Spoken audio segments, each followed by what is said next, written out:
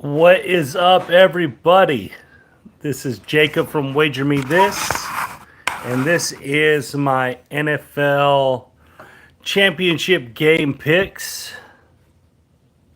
Hopefully, everyone can hear me. I don't know if we can because of the way this thing sits, but hopefully, we can hear me. If you can't hear me, let me know.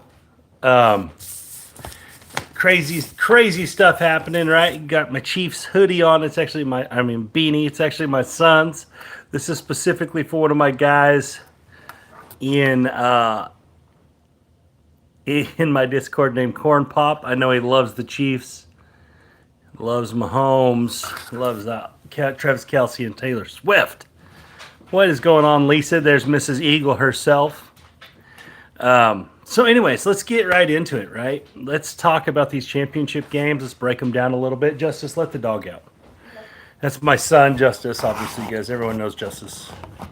Let's see if I can straighten that out a little bit. Let me see. I'm not using my normal setup here.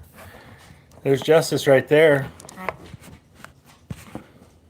Everyone loves Justice. I kind of love Justice too, I guess. Go Chiefs. So, here's what the deal is. My son's kind of a Chiefs fan. He's really a Mahomes fan, kind of a Travis Kelce fan, because he plays tight end. So there's nothing wrong with that. He tried to buy a Raiders hat, though, and I wouldn't let him. So I let him buy a Chiefs beanie, not a Raiders hat, because I'm a Broncos guy. But anyways, He'd kick me out if I had Raiders. I told him I was going to kick him out of the house. Can everybody hear me good? Because I don't know if this is sitting on my microphone or my camera or what. I don't have my normal stand, so try to get this thing right. I know we're cockeyed, but I'm just trying to wing this here. For whatever reason, I can't find my thing, my normal deal. I don't know where it's at. Kids, 2 kids, 5 and 10, they decide they want to play with stuff a lot, so. Let's get into this first game. Washington, Eagles. This is a good game. Obviously, divisional matchup in the NFC title game is always a lot of fun. These two teams have done pretty well against each other in the regular season. Saquon Barkley ran like a madman in both games. So one of the things I want to point out, guys, here is Washington is the 3rd worst in the NFL at stopping the run. So keep that in mind when you're going to be making plays on this game. Is that Washington likely isn't going to be able to stop the Eagles from running the football. And since the Eagles had the top rusher in the league and one of the better running quarterbacks in the league, the Eagles are going to move the football. There's no doubt in my mind they're going to move the football, and they're probably going to score the football. The thing is in the second half of the season, basically, the Eagles switched their defense up, and Vic Fangio got it together, and they have the first-rate defense overall. But really in the second half is really when they turned on. Okay. But one of the things with it is they played their weaker opponents in the second half also. And so there's something to that as well. But overall, don't expect Barkley to do much getting stopped. I think barring him, God forbid, him getting an injury, I don't think he'll be stopped all day. They'll be able to run the ball however they want, which is going to make this game really interesting because I also think that Washington, as of this moment, is actually playing the best football in the NFL. These last 4 teams, I actually think Washington's playing the best out of the 4 teams offensively. So it's a weird situation you got here. Philly at home, Washington rookie quarterback. Pulling for the Eagles? Yeah, because it's all Georgia, right? Middle school teachers, half the Georgia defense is on the Eagles. They draft one every year or 2 every year. Yeah. They ought to be good, right? Georgia defenses were really good, so they ought to be good in the pros if you get them all there. Yeah, 100%. That's a brilliant idea by the Eagles. Let's just draft all the Georgia players. Yeah, it seems to be working out. So Washington +6 in most places, so you can get some 6.5s. Nothing has hit 7 as far as I can tell. The total is 47.5, 46.5 in some places. 46, 47 doesn't matter all that much. but 47.5 does, because 27.20 is 47. So if you can get under 47.5, that is actually a valued number. If you have to get 47.5 and over, you actually have to, the scoring has to go a certain way. So think about that when you're betting that. If you can get a 46.5, it's a much better over than a 47.5. All right. So when I was breaking this all down and I looked at the games they played two good games against each other. Again, what I noticed was that Barkley wasn't stopped in either game really, and he had some really big runs at the end of one game that really set the difference in the game. But that's the point, is that the Washington just doesn't really stop the run. So where I'm going with this one is I'm still taking Washington in these points just because I think it will stay close. So I like Washington +6 or 6.5 if you can get it. But I think this game stays close. I also like the over 47.5. 46.5 is better. But I actually think this gets into the 50s. I think both teams score 24 or more, which means that you're going to go over this 47.5. So two of the numbers I like the Washington +6, and I like Philadelphia, Washington over 47.5. Now, guys, I think Philadelphia is going to win. I actually bet before the playoffs started, right before the playoffs started, that Philadelphia and Kansas City would end up in the Super Bowl. I bet one of them Super Bowl matchup bets. So I kind of have a free roll here on Washington a little bit. In a way, right? If Kansas City don't win, it wouldn't have mattered anyway. But I have a little bit of a free roll here with Washington. Plus, I like the 6 points. But I do think Philadelphia gets this done. I just think a rookie quarterback making it all the way to the Super Bowl is unlikely. Plus, he's playing a divisional rival, which if anyone knows him, they know him better, right? They've played him twice. So I like the Eagles to win, but I like Washington to cover. I think this is a 3-point game. I think the Eagles get it done late. I'm going 27-24 is what I like. Could be 30-27, but 27-24 is where I'm at. I think it gets done there. But my favorite play in this whole game, right?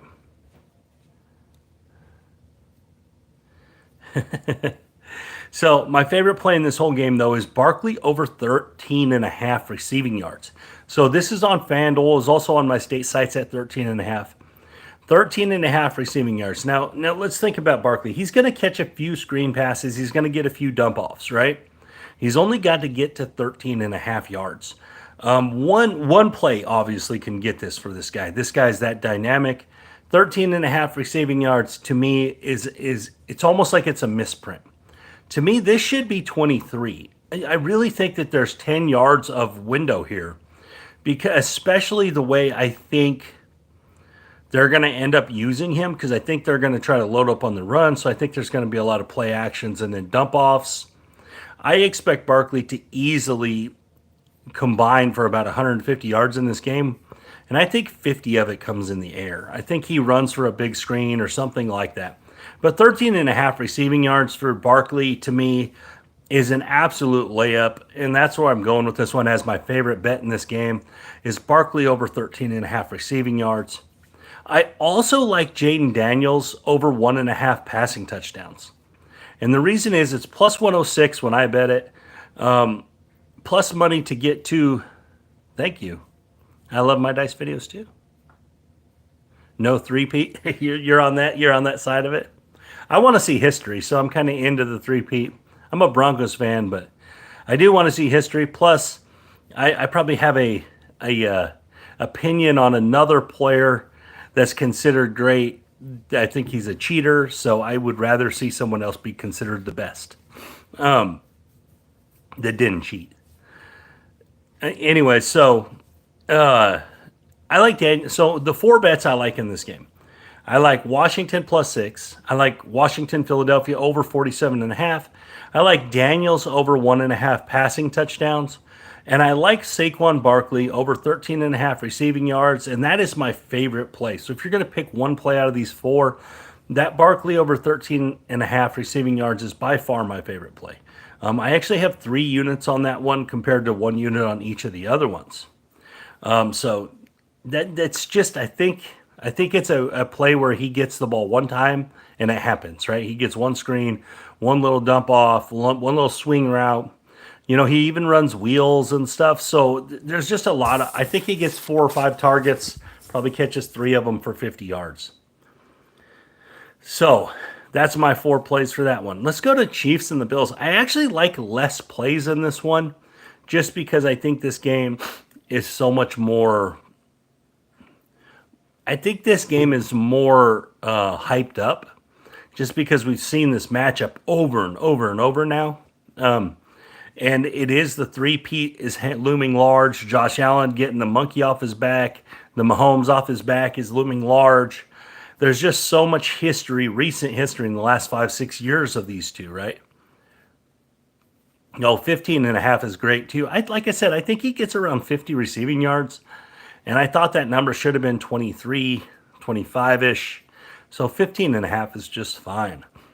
So we got the Bills and the Chiefs. Now, the Bills spread is weird. There's places that it's 1.5, and there's places that it's almost bumping 3s, right? So either the Bills are getting 1.5 or the Bills are getting almost 3, 2.5, 3. The total's 48.5, and it's kind of stayed there. I actually think that total's a little too high probably for this game, but maybe not. So what I think here, let's just talk about recent history between these two because we have a large sample size as far as playoff football goes for these two. I think they've played every year, right?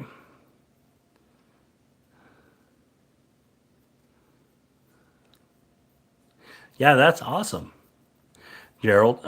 So I think they've played every year, and Allen has never beat Mahomes in the playoffs. Now, he's never beat the Chiefs in the playoffs.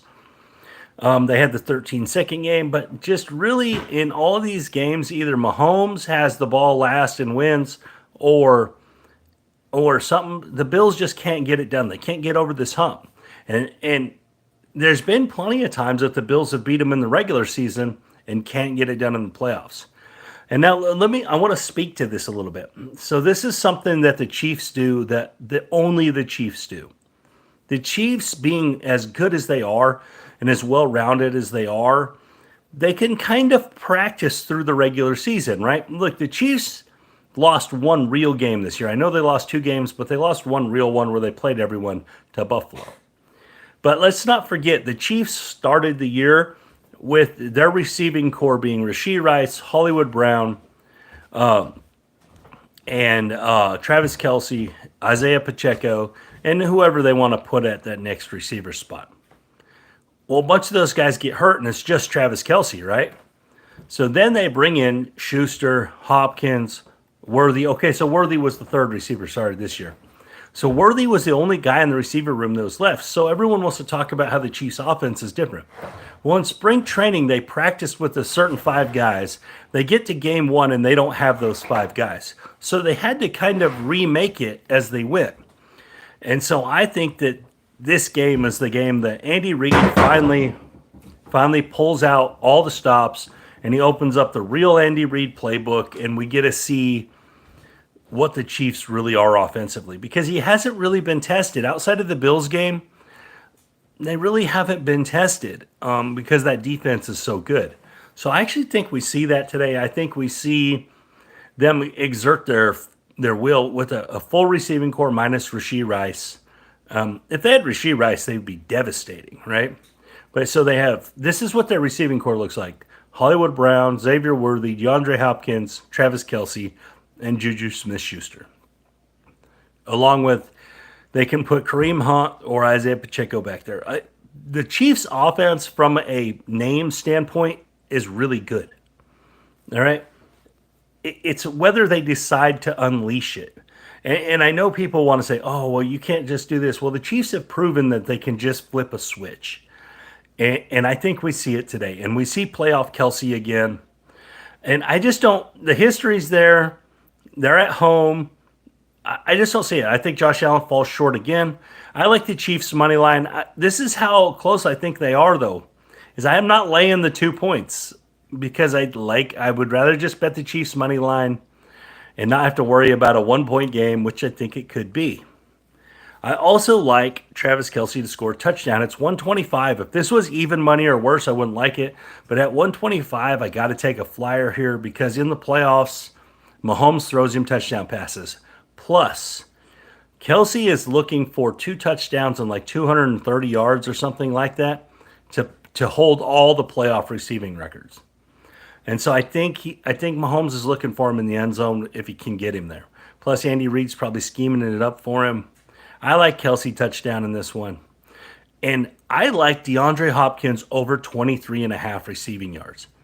Now, people are probably like, well, he hasn't been being used as much. Exactly.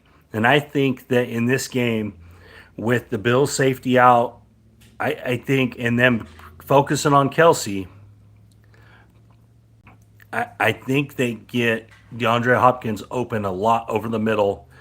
And I think this is his game where he shines. And so over 23 and a half receiving yards, could be literally one play. But I actually think he ends up with the whole package of plays in this game and ends up with the football a lot. So my 3 plays I like in this game, it's only 3 plays, is Kansas City money line, Kelsey touchdown, and DeAndre Hopkins over 23 and a half receiving yards. As you can see, I don't have any Bills players on there, and that's because I don't want to bet any Bills players against the Chiefs defense. I know they scored 29 points on them in the first game, and the Chiefs know that too. And so I think we're going to see a little different output from them. This is playoffs. I think Allen's going to have a hard day today. I really think he's going to have a rough day. Spagnuolo's going to have a really crazy blitz package for him. This is Chiefs win again, in my opinion. I think we see Chiefs-Eagles rematch in the Super Bowl, and that's where I'm at on this. I also bet a teaser, guys, and now this is going to throw you off a little bit, but I bet Washington from +6 to +12, and I bet Buffalo from +2.5 to +8.5. And that's because I do think this game's going to be close. So I actually have a teaser bet as well, Washington and Buffalo. 6-point teaser. So just to recap, let's recap all of our bets that I put out here today. Daniels over 1.5 passing touchdowns. Washington +6. Washington, Philadelphia over 47.5. And my favorite play in that game, my favorite play of the day is Barkley over 13.5 receiving yards. Like I said, I put 3 units on that one. To go to the other game, I have Kansas City money line. I have Kelsey touchdown. DeAndre Hopkins over 23.5 receiving yards. And then I have a teaser with Washington and Buffalo. And that's what I got for this one, guys. Good luck to everybody that's betting. If you're on my side, against me, whatever it is, just good luck to you. Congratulations to all these teams that are in this, because this is really hard to do. And I just think it's an interesting situation that the NFL's in with a dominant team like this that's going for a three-peat that has a legitimate chance. None of the other ones, the Patriots had a good shot at it, but it kind of fell short in the divisional round. I believe, if I'm right on that one.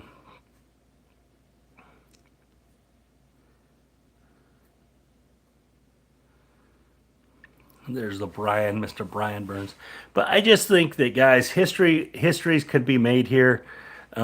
Even just the team getting to the Super Bowl, that hasn't happened. And also, if the Chiefs win, guys, think about that.